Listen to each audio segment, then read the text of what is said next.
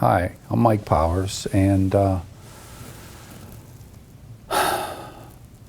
my journey with Jesus Christ really began, when I came here to First Church in 1991. But a little before that, my life was a mess. Growing up, I just lived for myself. I did my own thing. It was all about me. And I got involved with drinking and drugs and smoking. I mean, 2 packs a day wasn't uncommon for me back in the day, but it became a problem. I mean, it just got in the way. And after I came here to First Church, well, it began weighing heavy on me, and things just weren't working out the way I would hope them to be. My life with Anna Marie, my wife, it just wasn't there. It's one of the reasons we came to First Church. And Pastor Jeff at the time shared with us a plan that we needed to grow together with God, grow together individually, and this would grow us closer to God. But back to my own life back in the day, it wasn't until I asked Jesus Christ, I asked God to deliver me from my demons, that it ever happened. I tried on my own strength, and it was just futile. I struggled with it, and I was like, why can't I change? And I asked God to deliver me from drinking, from smoking, from all that stuff. And He did. He was faithful. What an enormous difference He has made in my life. Wow. That's amazing. What other places in your life have you seen major change? Well, the life of First Church allowed me to grow spiritually. I became involved in small groups from the very beginning with Dave Panther, got into discipleship, Bible study, very intense, Disciple One. And this just allowed God to transform me through His Word, really began to build a relationship with His Son, Jesus Christ. Growing up, I grew up in a Catholic church, and that just wasn't something that was presented to me. And when it was, I just became so hungry for this. God began working in my life in a way that He had never done before. You mentioned relationships, and that is something that we feel is very important here at First Church. Where have you felt the relationships very impacted? Would you say that growth groups were a great place for relationships? Small groups are very important, and became so important to me that God began working in me in a way that never happened before. When I sat down, it happened that I sat down with other men and began working through issues that men have, that I had in my life. And it made me realize that, hey, they're no different than me. We all share these same struggles. And when we come together, you have this commonality.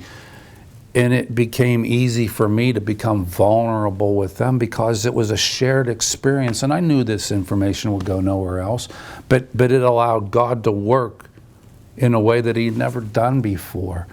And I guess it was just because I was asking Him to, that He did. He stepped into my life, and it was very transformational. And those relationships continue with others today? They sure do. That's awesome. I've built up relationships with other men in First Church and other Christians that I've met along the way that are so important to me. And it helps me because it helps me to hold myself accountable, because it's not just me, it's me and other men, and it's me and it's God. And it's so important to me that I be held accountable, because I screw up. Well, God uses us all in different ways. What one way would you say that He's used you within the life of First Church? Well, just stepping into ministry, not just into small groups, but volunteering as an usher, volunteering as a soundboard person, just making myself available for whatever it is that First Church might be doing or is happening within the life of the church. You have a stronger connection with the people around you, and it just really helps me to grow, it helps me to blossom.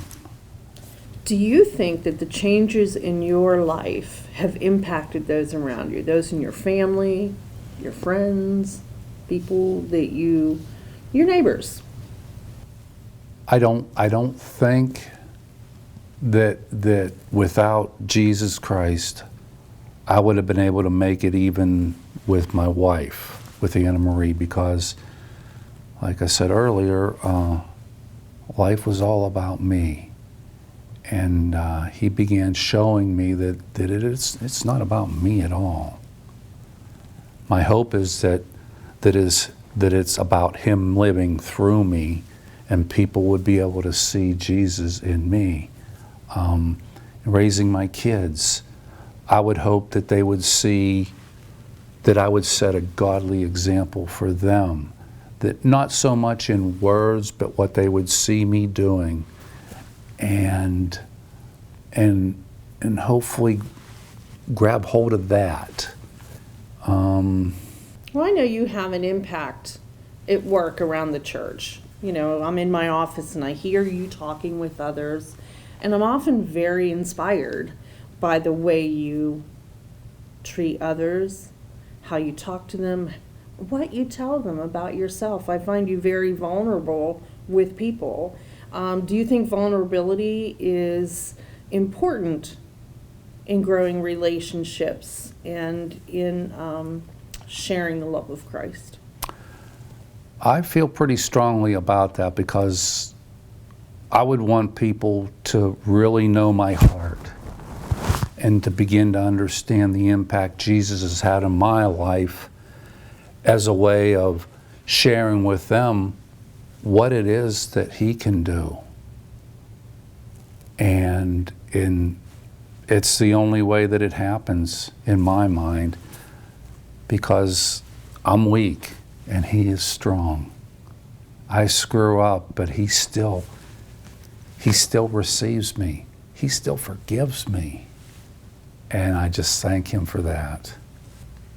If you had one piece of advice to give to someone who was looking for some peace in their heart and maybe ready to invite Christ in, what would you tell them? Something that's still pretty hard for me is to surrender my own will. I want to take ownership, but it's not me at all. It's not my own. It's his, and it's what I'm able to do with it. God has blessed me with so much, and I'm so grateful for that I owe him. To become a servant is essential. It's not easy, because I want to take it back, but the longer that I live, the more that I realize how important it is to just give it to him and allow him to work with it, and just wait for God to speak to me where it is or what it is he wants me to do or have me go. Would you say prayer is an essential part of surrender? Absolutely, it is. I believe very strongly about when I get on my knees at the end of the day, but throughout the day, we're in constant relationship with God, and we can be in conversation with him all day long. Pray without ceasing. It's not that we're just, non-stop praying. It's just taking the opportunities that are presented before us and taking them to God, giving them to God, and say, what is it that you have for me here, Lord? Because in my own strength, I want to do it my own way, but that usually doesn't work out too well. So that would be a good bit of advice, just to be in constant communion with Him, in a relationship with Him. And God will speak to you. He speaks to me, if only we'll listen. And if I asked you if you had a favorite piece of scripture, would you be able to share one with us? Well, one that became very important to me from quite a while back was that it's from 1 Corinthians. It's the end of 6:19, 1 Corinthians 6:19, and the beginning of 20, and it just says that your life is not your own. You were bought with a price. That's awesome. And that just, and it's, I just feel indebted to Jesus for what He's done for me. Well, thank you for sharing that all with us today. Is there anything you'd like to say in closing? Well,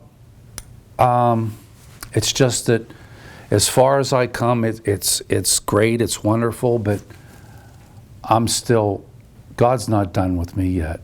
I still make mistakes, and thank goodness that He's forgiving, a forgiving Father and a loving God, and He allows me to screw up, and He still calls me back. God's not done with me yet. Thanks, Mike. You're welcome. Thank you.